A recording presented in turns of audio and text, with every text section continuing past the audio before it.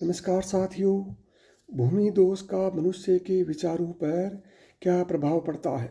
प्रभु राम अपने मुख से वास्तु दोष को लक्ष्मण को समझाते हुए ये प्रसंग बहुत कम लोगों को पता होगा। सभी जरूर सुने, अद्भुत ज्ञान मिलेगा जो आपकी जिंदगी में बहुत काम आएगा। रामायण में इसे ही वास्तु दोष कहा है। प्रत्येक स्थान का वायुमंडल, वातावरण और पर्यावरण मनुष्य के मन और फिर तन को प्रभावित करता है। इसलिए हमारे शास्त्रों में क्षेत्र शुद्धि को अत्यंत महत्वपूर्ण माना गया है। कुछ स्थानों जैसे मंदिरों में भक्ति के परमाणु अधिक होते हैं, अतः वहाँ जाने पर मन में भक्ति जागृत होती है, मन शांत रहता है। कुछ स्थान ज्ञान प्रधान होते हैं तो कुछ कर्म प्रधान। कई जगह जाकर मन में दया भाव आ जाता है तो कुछ स्थानों पर जाकर मन में वीरता के भाव जागृत होते हैं। जिस भूमि पर मनुष्य या प्राणी निवास करते हैं उसे वास्तु कहा जाता है।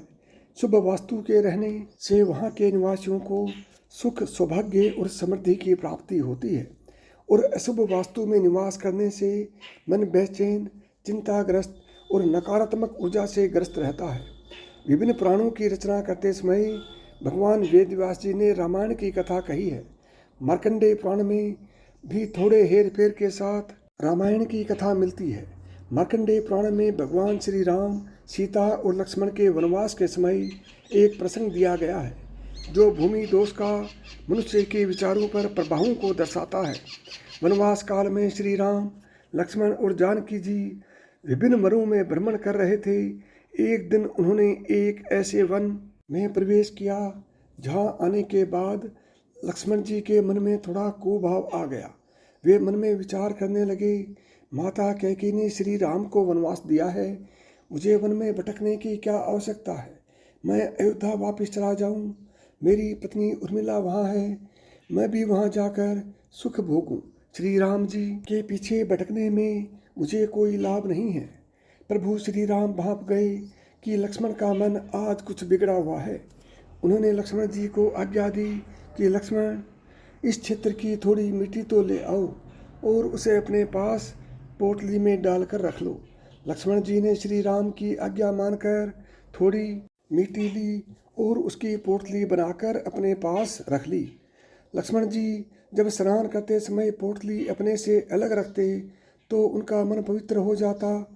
उनके मन में यह भाव रहता कि सीताराम जी जो प्रत्यक्ष परमात्मा हैं, उनकी सेवा से ही मेरा जीवन सफल होगा। सांसारिक भोगों में कोई सुख नहीं है, लेकिन जैसे ही वे स्नान के बाद उस मिट्टी की पोटली को अपने कमर में फट्टे से बांधते, उनका मन सीताराम जी के प्रति कुभाव से भर जाता और वे सोचने लगते कि मैं अयोध्या लौट जाऊं। यहाँ वन में श्री राम के पीछे भटकने से मुझे कोई लाभ होने वाला नहीं है। ऐसा 3-4 दिन तक होता रहा। लक्ष्मण जी को बड़ा आश्चर्य हुआ कि ये मेरे मन को क्या हो गया। एक दिन लक्ष्मण जी ने श्री राम को अपने मन की व्यथा बताते हुए ऐसा होने का कारण पूछा। श्री राम ने कहा, लक्ष्मण, इसमें तुम्हारा कोई दोष नहीं है, यह यहाँ की मिट्टी का दोष है।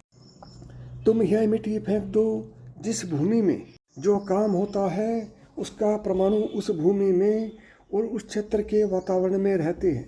अब मैं तुम्हें वह कारण बता रहा हूँ जिसके कारण तुम्हारे मन में मेरे प्रति कुभाव आता है। पूर्व काल में सुंद और उपसुंद नाम के 2 राक्षस सगे भाई थे। उन्होंने उग्र तपस्या करके ब्रह्मा जी को प्रसन्न किया। ब्रह्मा जी ने उनसे वरदान मांगने को कहा। सुंद और उपसुंद ने कहा, ब्रह्मा, ऐसा वरदान दो कि हमें कोई मार न सके। ब्रह्मा जी ने कहा, जिसका जन्म हुआ है उसे मरना ही पड़ता है, तुम मरने के लिए कोई कारण रखो।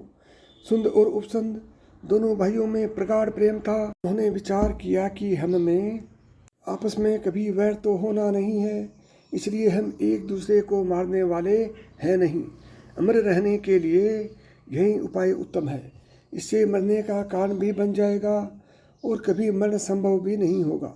उन्होंने ब्रह्मा जी से वर मांगा, हम दोनों भाइयों के बीच यदि किसी दिन झगड़ा हो तो हमारी मौत हो जाए, परंतु अन्य कोई हमें न मार सके। ब्रह्मा जी तथास्तु कहकर चले गए। जो अपनी तपस्या से प्राप्त शक्ति का दुरुपयोग करता है ये ही राक्षस कहते हैं, और जो अपनी शक्ति का प्रयोग दूसरों की सेवा सहायता में करता है वही देवता कहलाता है। सुंद और उपसुंद की भी उग्र तपस्या के कारण शक्ति बहुत बढ़ गई थी और वे देवताओं को सताने लगे। सभी देवता मिलकर ब्रह्मा जी के पास गए और दोनों राक्षसों के मरण का कोई उपाय बताने की प्रार्थना की। ब्रह्मा जी ने तिलोत्तमा नाम की एक अप्सरा प्रकट की और उससे कहा, तुम जाकर दोनों भाइयों में वैर उत्पन्न करो।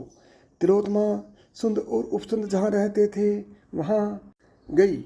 उस सुंदर अप्सरा को देखते ही सुंद के मन में आया कि वह मुझको मिले। उपसुंद भी सोचने लगा कि यह अप्सरा मुझको मिलनी चाहिए। तिलोत्तमा को प्राप्त करने के लिए दोनों भाई आपस में झगड़ने लगे।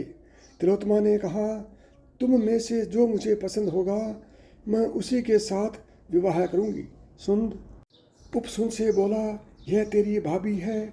उपसुंद ने सुंद से कहा, मैं इससे विवाह करूंगा, यह तेरी भाभी है।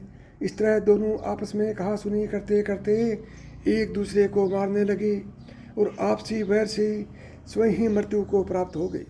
श्री राम ने लक्ष्मण जी से कहा, यह वही भूमि है जहाँ सुंद और उपसुंद आपस में युद्ध करके मरे थे, इसलिए इस भूमि में वैर के संस्कार हैं। भूमि दोष का असर मनुष्य के मन पर होता है। अशुद्ध भूमि के कारण भी मनुष्य का मन भक्ति में नहीं लगता। जो भूमि पवित्र होती है वह भक्ति फलती फूलती है। इसलिए शास्त्रों में मनुष्य को कुछ समय तीर्थ में जाकर रहने का विधान किया गया है। प्रेम से बोलो जय श्री राम। श्री कृष्ण। राधे राधे।